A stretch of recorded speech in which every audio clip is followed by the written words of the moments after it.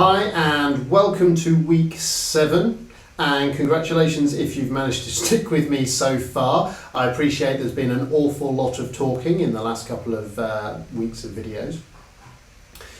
Now there's a reason for that, and the reason is, as I said right at the start of the series, I prefer people I work with to understand why they're being asked to do the things that they're doing. And the reason I think that's important is because it means that once my clients go away and start doing these things by themselves back at home, they understand what they're trying to achieve and how they're trying to achieve it, which means if they need to make adjustments or change things around because their environment is different, or because once they've got home it's not as comfortable as perhaps once they did it with me in clinic, then they can make those changes autonomously and they don't need me to have to come up with every different exercise for them, because fundamentally they understand what it is they're trying to achieve and why they're trying to achieve it. Now, through this kind of series, I think that's really, really important, because the reason we're working on mobility is because a lot of people have limited mobility. I'm definitely one of those people, but also because of the chances of injury or some other limitation to mobility, which means that I can't necessarily determine every single exercise that we ought to be going through to cover everyone who's going to make use of these videos. Instead, what I can do is I can arm you with an understanding of how and why, and then provide you with some demonstrations which you can then take away and adapt to your own needs, because you understand what you're trying to do, how you're trying to do it, and whether to tell whether it's working or not. So I hope that's really, really clear. If it's not, then please by all means do contact me. I'll make sure my contact details are available, because I don't want anyone not making use of these videos because they're a bit unsure or they're a bit concerned. The reason I bring that up today is because we're moving on to the hips. And the hips are definitely an area where the majority of people are going to find some mobility limitations if they're going to have some. We're going to work our way through some of the main muscle groups, and I'm going to try and show, where possible, a couple of variations of each of the MET type stretches that we can do, so that you have almost a selection to pick from depending on what you're able to do, what you fancy doing that day, what feels most comfortable, so on. So let's get cracking. So probably one of the two most obvious stretches to start with is the classic quadricep stretch, or front of the thigh. So how do we turn this into an MET? Well, previously, we discussed how the quadricep muscle actually crosses both the hip and the knee, which means we can actually get both the hip and then the lower leg into play here in order to achieve the type of stretch that we want. And we can use each of those joints to generate the isometric contraction of the quadriceps. So the first one I'm going to demonstrate is essentially just the classic hip flexor stretch, which is also going to try and stretch the psoas muscle, which is the classic hip flexor that you may have heard about. So I'm kneeling. I'm going to use something to steady me. The wall would be fine, and I'm going to move forward into that nice hip flexor stretch. So I'm now getting a bit of a stretch down the front of my thigh and kind of over the top of my hip. So now we need to do our isometric contraction. To do that, I need to equivalently close my hip joint down. But I want to do that from this stretch position. So I'm going to try and drive my knee sort of into the floor and forward, as if I was doing this movement. So into my lunge, drive my knee forward, my leg's gone solid,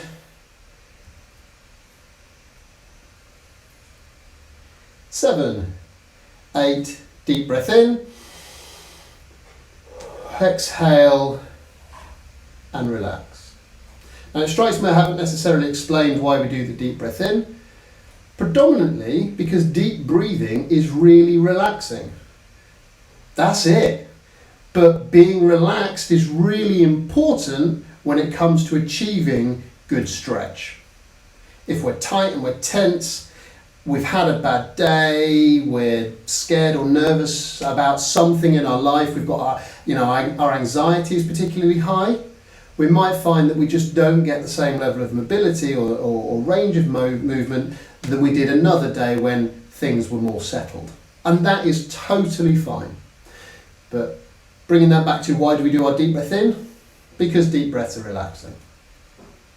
So hold the stretch for a few seconds and then once again drive the knee forward, really trying to close down that hip joint.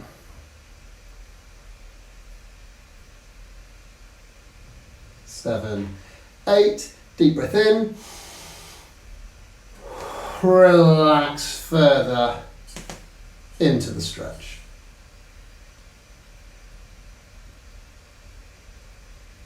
One more time, drive the knee in.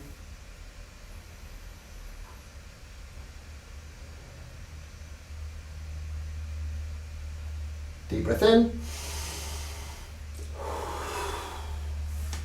And now, that's probably my limit for today.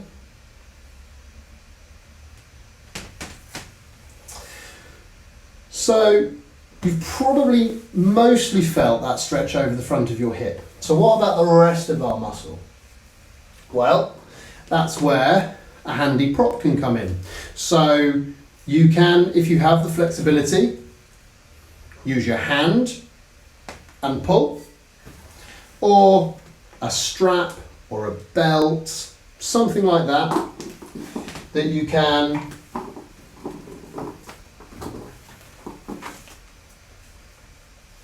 loop over your foot,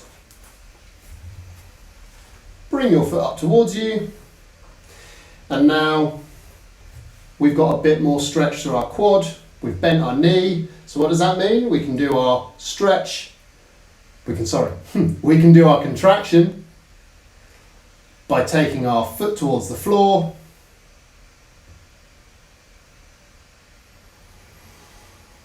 deep breath in, back out, and now, with that, if I don't fall over, my strap isn't necessarily strong enough for me because I obviously practice these so I can do videos. I can get a nice stretch in my quadricep from top to bottom because I'm moving my hip forward as well. So once more, I'm really pushing my foot down into my hand. 20% effort. Deep breath in. And then increase the stretch.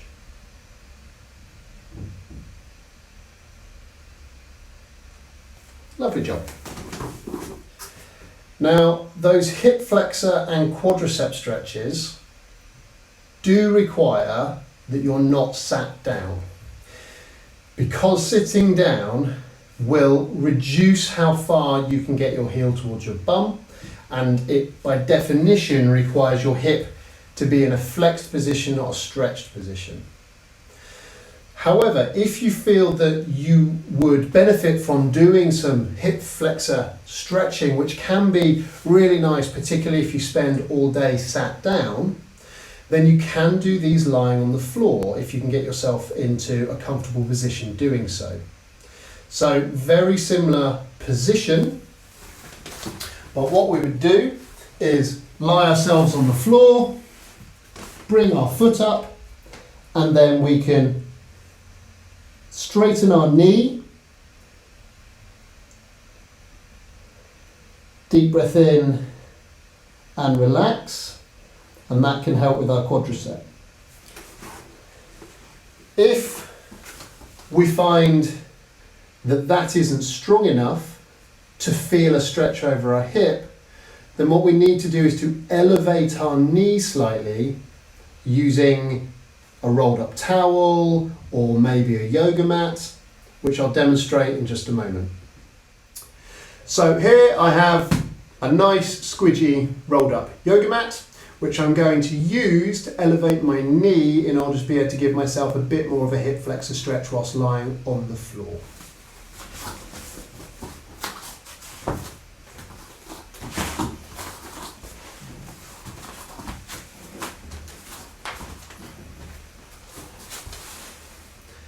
So now my leg is already in a slightly flexed position. My hips are flat to the floor. I'm not rolled onto one side.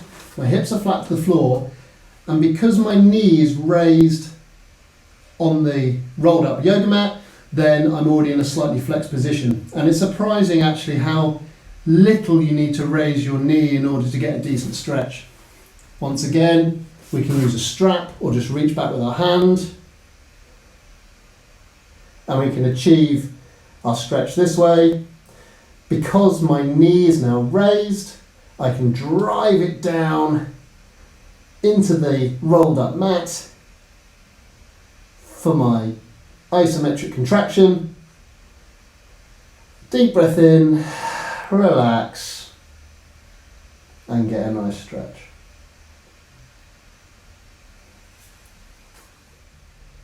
So the next major muscle to think about really is the hamstrings, and most people would probably consider themselves as having fairly tight hamstrings.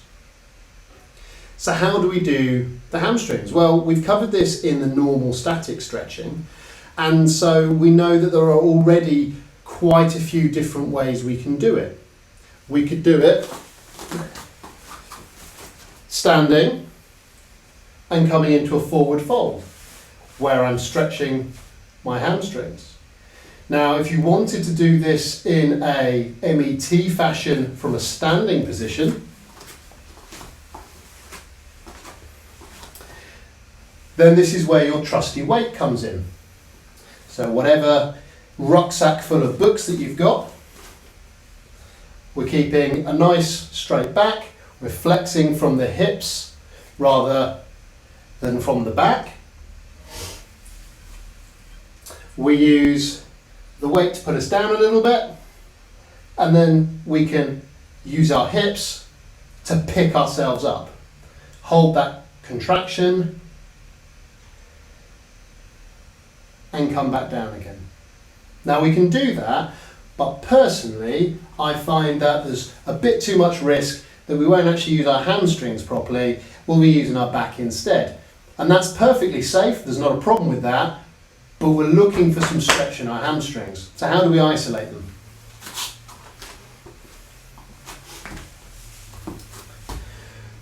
So for me, this is where,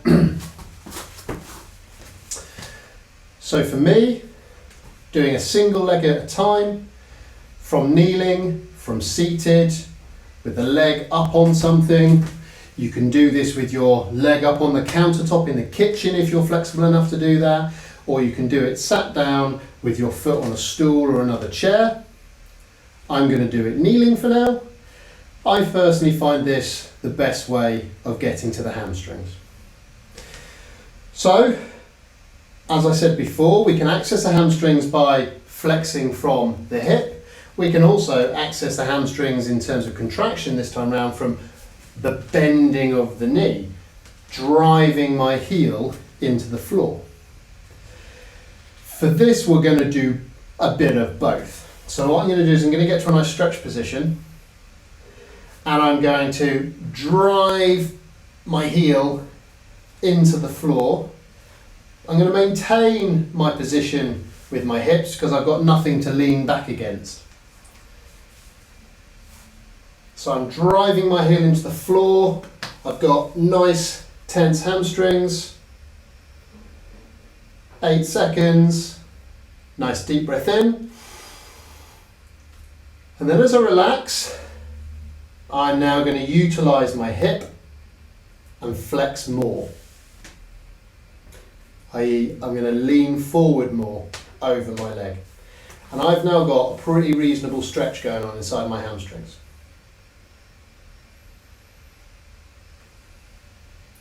So from this position, We contract again by driving our heel into the floor, as if we're trying to bend our knee and drive our foot down and back behind us.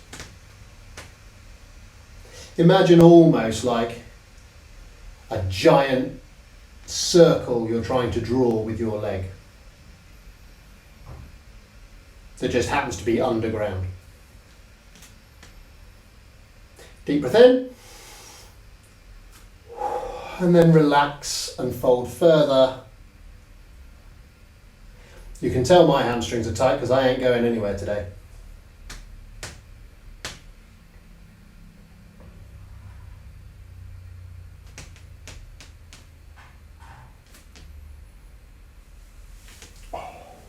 Let's try the other side. So once again, get into a nice stretch position. It's about there for me. Drive heel into the floor.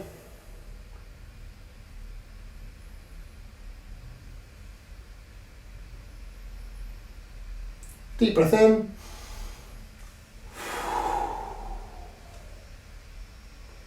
Flex at the hips, let the bum drop backwards.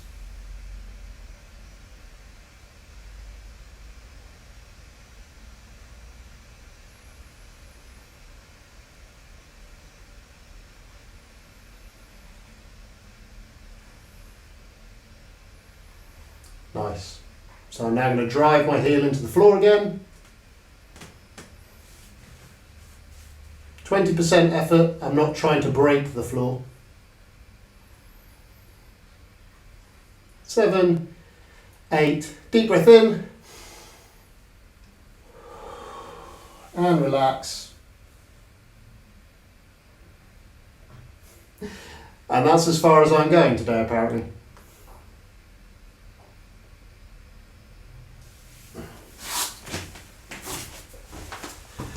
Wonderful. So what other stretches can we do, or what other MET mobilisations can we do? Well, again, some people find, particularly runners, complain about tight adductors. Now, your adductors are the muscles essentially that come from the inside of your thigh and attach into your hips, into your deep into your groin. They're the muscles that feel tight when you're trying to do the splits. So how can we do a nice stretch for those? Well, there's two ways predominantly we can do that. We can either do something that reminds me of Russian dancers, and I hope that will make sense when you see me do it, sort of the Cossack type dancing, or we can actually do the splits. So let's look at this Cossack dancing. Essentially, with the Cossack dancing, the idea is you lunge to one side and then lunge to the other. Now, if I was trying to do the proper Cossack dancing, I'd be going down really low, right? Yeah, that's not happening.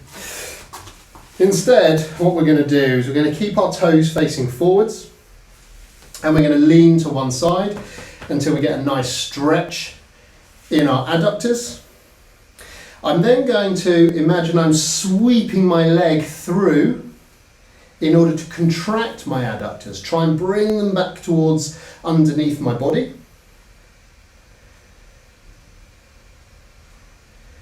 Nice deep breath in. And exhale, and then sink further over to the other side. And that's getting me a nice stretch. I'm just going to do the other side very quickly, and then I'm going to show you the splits. So I'm going for a stretch out there. Sweep my foot underneath me to really contract my adductors.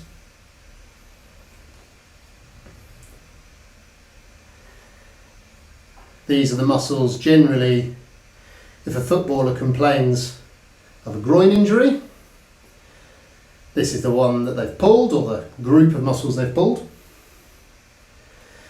Deep breath in, and then sink.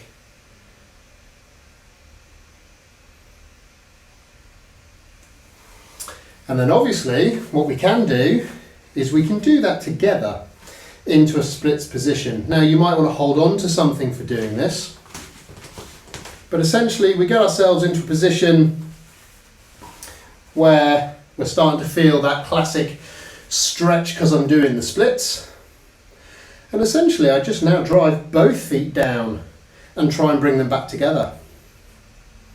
So I'm now imagining my feet are coming in and making a circle underneath me, almost a bit like the Vitruvian Man, if you know what that drawing is by Leonardo da Vinci. And then I take a deep breath in, and then in order to extend the stretch, I can walk my feet out further.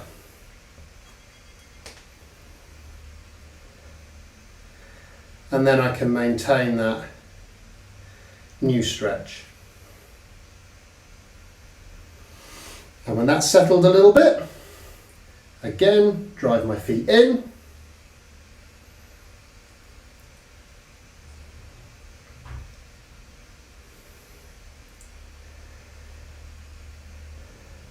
Nice deep breath in. And then see, oh, there's only a little bit left there for me. You can see I'm not going to get to the floor today, but in due course. And that's a nice stretch. And then you can walk yourself back in. So one final stretch for today that we're going to do is an external rotator of the hip. And that is predominantly the glute muscles or the bum muscles. Now there's a few of them in there, but we're going to work on whatever muscles feel tight predominantly. It's hard to name which one particularly feels tight, so we'll just work on them in general. We're going to do that either seated or on the floor. You can do it while standing, but you may as well do it seated if you're doing it standing. So you'll see what I mean in a moment. So we're going to start by just demonstrating on the floor. So, how many of you remember the pigeon pose that we did earlier on in the series of videos? We can essentially do the same thing here and just apply MET techniques. So as a quick reminder, we bring our knee forward on the side that we're going to stretch and send the other leg out backwards. Depending on how much progress you've made since we started, you may find that you're now able to turn your foot in a bit more than when we started. And that's great, and that's what we're looking for. We're looking for an element of foot turned in.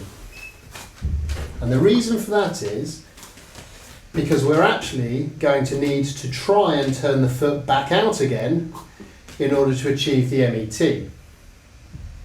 So we're going to come down to the point that we feel a stretch. You can stay up on your hands for this. You don't need to come all the way really low. I'm just going to stay up on my hands predominantly so that you can see what I'm doing, despite the fact that I'm not really going to move.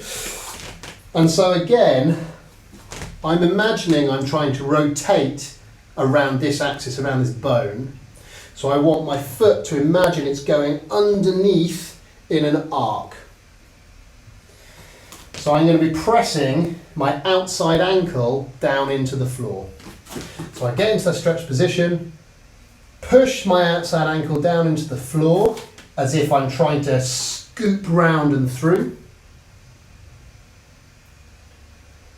Take a nice deep breath in and then relax. And in order to help the stretch, I can then sink my hips and go down further.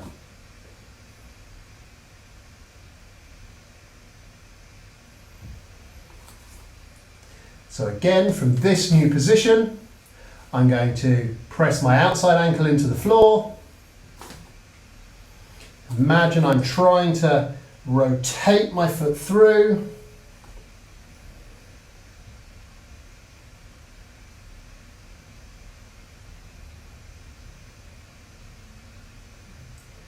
Take a nice deep breath in. relax, and sink further.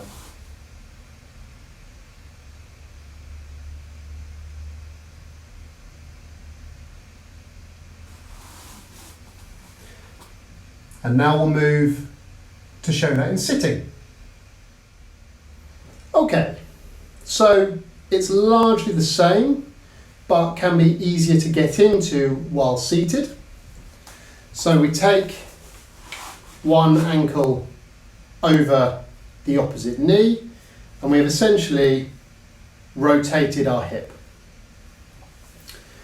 What I'm going to do from here is to get more of a stretch, particularly if this isn't a stretch for you, it might be, and that's absolutely fine, is to not bend my back, but bend my hips and bring myself into a bit of a stretch similar to how I was lying on the floor. So I now have a bit of a stretch kind of around the back of my hip, kind of deep in the bum, basically. So from this stretch position, I'm now going to pretend my knee isn't there and drive my leg through and do a nice pendulum motion. But because my knee is there, it's going to be isometric. It's not going to go anywhere. So driving the ankle down, trying to rotate at the hip, but not going anywhere.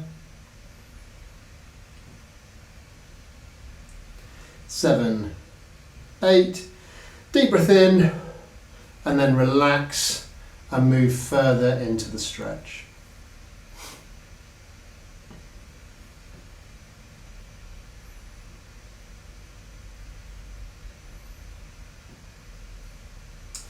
And from this new stretch position, I'm going to drive my foot down in a pendulum way. So actually I'm driving my ankle down, I should say, in a pendulum.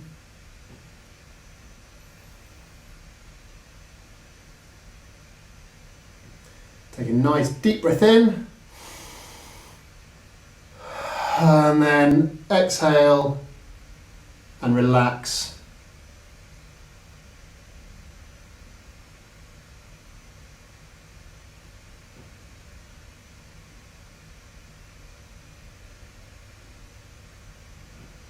And then, of course, we can do it for a third time. Driving my outside ankle down, as if it's drawing an arc. Deep breath in.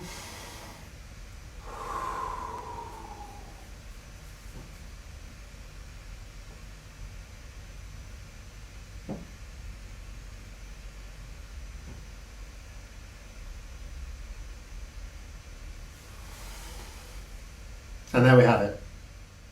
So that's week 7. Thank you very much.